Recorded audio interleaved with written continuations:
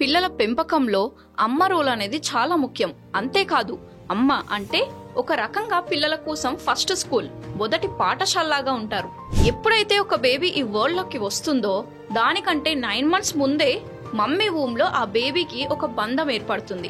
Same ఇలాగే పిల్లల first time school కి వెళ్లే ముందు వాళ్ళ యొక్క ఇంటి పాఠశాలలో అంటే మమ్మీ స్కూల్లోనే చాలా నేర్చేసుకుంటారు. ఎస్, మీరు మీ పిల్లలకి మంచి మాటలు, మంచి వాల్యూస్ ని మీ ఇంటి పాఠశాలలోనే నేర్పిస్తే వాళ్ళ బేస్ అనేది స్ట్రాంగ్ గా ఉంటుంది. కాబట్టి పెద్దయిన తర్వాత పిల్లలు రెస్పాన్సిబుల్ హ్యూమన్స్ గా ఉంటారు. కానీ అదే ఒకవేళ పిల్లలకి మంచి ఎడ్యుకేషన్ ని ఇంట్లో పేరెంట్స్ నేర్పించకపోతే రియల్ ప్రాబ్లమ్స్ అక్కడి నుంచే స్టార్ట్ అవుతాయి. అయితే ఏం చేయాలి అనే కదా మీ క్వశ్చన్. ఏం చెయ్యాలి, పిల్లలకు ఎలా నేర్పించాలి అనేది ఈ వీడియోలో నేను మీకు ఎగ్జాంపుల్స్ తో సహా డీటెయిల్ గా చెప్తాను. వీడియోని మాత్రం స్కిప్ చేయకుండా చూడండి. బిఫోర్ వి స్టార్ట్, హలో అండి, వెల్కమ్ టు అవర్ ఛానల్. నేను మీ Soujanya, parenting coach. Let's get started. Moms, మీకోసం ఫస్ట్ ఎగ్జాంపుల్. ఒక చిన్న అబ్బాయి ఉండేవాడు. చాలా చిన్న బాబు క్రౌల్ చేస్తూ ఉండేవాడు. ఒక రోజు ఆ అబ్బాయి స్లోగా చైర్ సపోర్ట్ తీసుకొని నించున్నాడు. ఎలాగైతే ఆయన నిలబడడానికి ట్రై చేశాడో అప్పుడే ఆ బాబు సడన్ గా జారి కింద పడ్డాడు.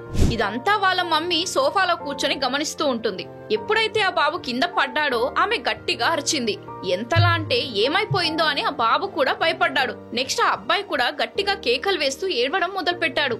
ఈ ఇన్సిడెంట్ తర్వాత ఏమైందంటే ఆ బాబు 4 months వరకు కూడా నేలపైన అసలు కాలు కూడా పెట్టలేదు. అంటే ఏ ఏజ్ లో అయితే నార్మల్ గా పిల్లలు నడవడం స్టార్ట్ చేస్తారో అతను అసలు అడుగు కూడా వేయలేకపోయాడు. అందుకే పేరెంట్స్, ఎస్పెషల్లీ మదర్స్, ఇలా చేయకండి. పిల్లల్లో ఇలా అనవసరంగా అరిచి లేనిపోని భయాన్ని సృష్టించకండి. అది కరెక్ట్ కాదు. మీకు తెలుసా, ఏ ప్లాంట్ అయితే మనం షాడోలో అంటే నీడలో పెడతామో అవి స్పాయిల్ అయిపోతాయి. ఇలాంటి సిచ్యువేషన్స్ లో పిల్లల్ని మోటివేట్ చేయండి, ఎంకరేజ్ చేయండి. అంతేగాని లేనిపోని భయాల్ని మాత్రం పిల్లల్లో సృష్టించకండి. అంటే వాళ్ళ మమ్మీ భయపడితేనే కదా అబ్బాయి భయపడ్డాడు. ఈ మిస్టేక్స్ ని మీరైతే అస్సలు చేయకండి. అదే థింగ్ ని లైఫ్ యొక్క డిఫరెంట్ సిచ్యువేషన్స్ లో పెట్టి చూడండి. అదే ఒక అమ్మాయి అయితే వాళ్ళని పేరెంట్స్ బయటకి అలో చేయరు, ఎడ్యుకేషన్ లో సపోర్ట్ చేయరు. ఇలా ఏదో ఒక రీజన్ చెప్పి చిన్నప్పటి నుంచే వాళ్ళలో అన్నెసెసరీ భయాలని ఇంప్లాంట్ చేస్తారు. ఇలా అయితే పిల్లల్లో ఏదైనా అచీవ్ చేయడానికి కాన్ఫిడెన్స్ ఎలా వస్తుంది చెప్పండి. ఇప్పుడు తెలిసిందా మామ్స్, మీరు పెద్ద మిస్టేక్ ఎక్కడ చేస్తున్నారు అని. ఇప్పుడు సెకండ్ థింగ్, ఒక చిన్న అబ్బాయి ట్రైసైకిల్ నడుపుతున్నాడు.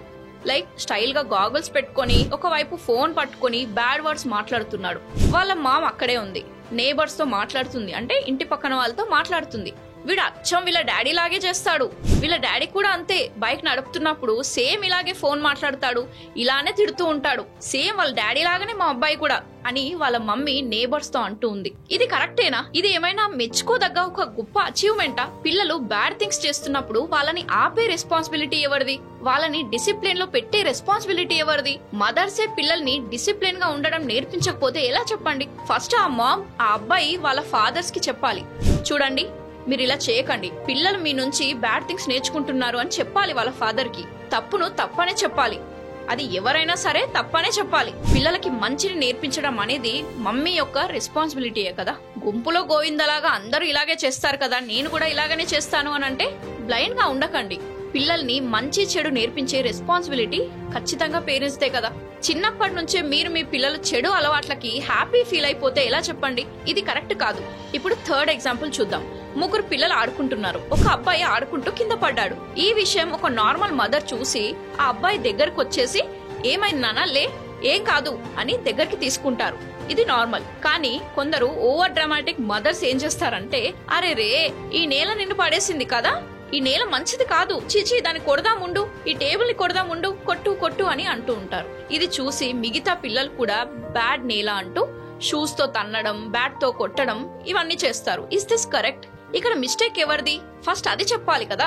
ఆ అబ్బాయి దేని వల్ల పడ్డాడు? వాళ్ళ మమ్మీ చెప్పే మాటలకి సంబంధం ఉందా అసలు? నిజానికి చూస్తే ఆ అబ్బాయి షూలేస్ ఏవైతే ఉంటాయో అవి టై చేసి లేవన్నమాట. కాబట్టి ఆ అబ్బాయి పడిపోయాడు.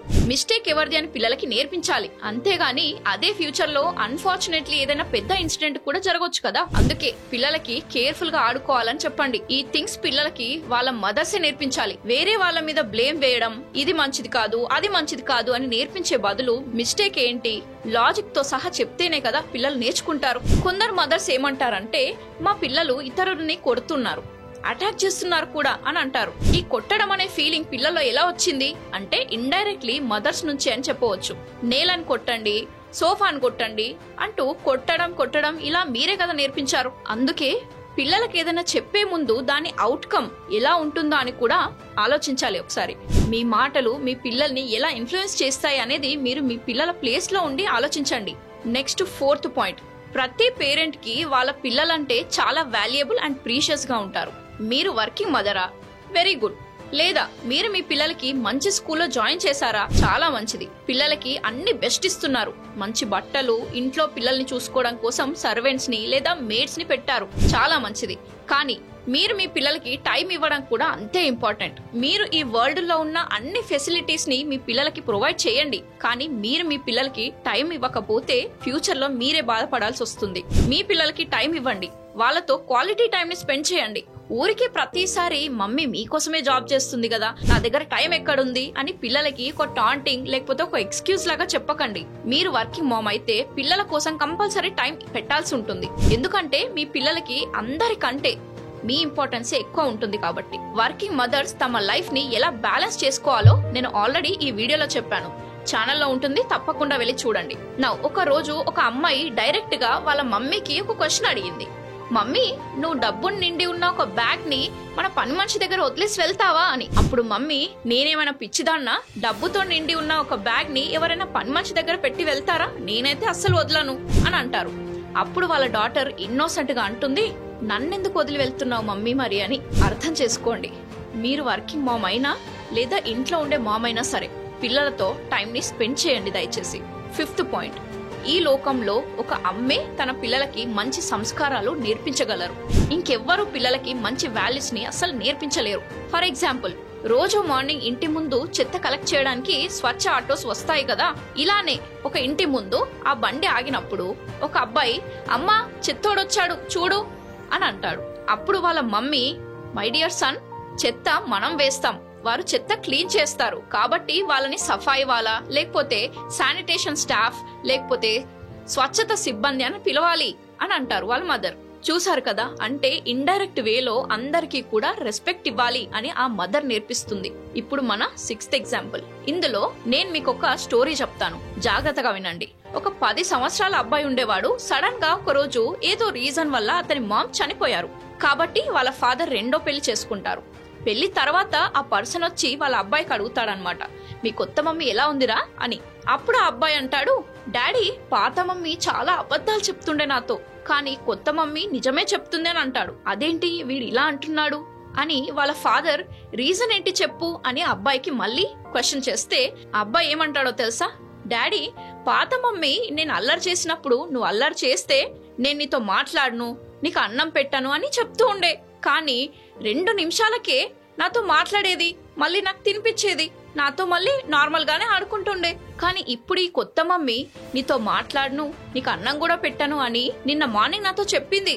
నిజంగానే చెప్పినట్టే తను నాతో మాట్లాడలేదు, నాకు అన్నం కూడా ఇవ్వలేదు. అంటే పాత మమ్మీ అబద్ధాలు చెప్తుండే కదా డాడీ అని ఆ బాబు అంటాడు. చూసారు కదా, కొందరు మామ్స్ ఇలా కూడా ఉంటారు.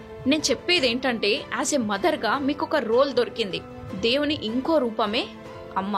చాలా మంది ఎర్లీ ఏజ్ లోనే పేరెంట్స్ అయిపోతారు, బట్ వాళ్ళకి పేషెన్స్ అనేది ఉండదు. ఎస్పెషల్లీ మదర్స్, మీలో పేషెన్స్ ని డెవలప్ చేసుకోండి. పిల్లలు పెద్దగైన తర్వాత మంచి హ్యూమన్ బీయింగ్స్ అవ్వాలన్నా, సక్సెస్ఫుల్ అయి పేరెంట్స్ ని మంచిగా చూసుకోవాలన్నా నేను చెప్పిన ఈ 6 ఇంపార్టెంట్ పాయింట్స్ లేదా ఎగ్జాంపుల్స్ ని మీ డైలీ బేసిస్ లో గుర్తుపెట్టుకోండి. ఎస్పెషల్లీ మదర్స్, మీ నుంచి ఎలాంటి మిస్టేక్స్ చేయకండి.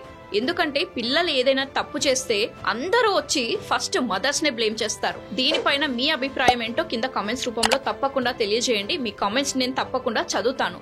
వీడియో మీకు హెల్ప్ఫుల్ గా అనిపిస్తే ఖచ్చితంగా లైక్ చేయండి. అండ్ ఎస్, ఈ వీడియో 10 మందికి ఉపయోగపడుతుంది అని అనుకుంటే అందరితో షేర్ చేయండి. ఇలాంటి మంచి మంచి ఇన్ఫర్మేషన్ మన ఛానల్లో ఇంకా చాలా ఉన్నాయి, చాలా రాబోతున్నాయి కూడా. అయితే ఎవరైతే సబ్స్క్రైబ్ చేసుకోలేదో వెంటనే సబ్స్క్రైబ్ చేసుకొని బెల్ ఐకాన్ కూడా క్లిక్ చేసి పెట్టుకోండి.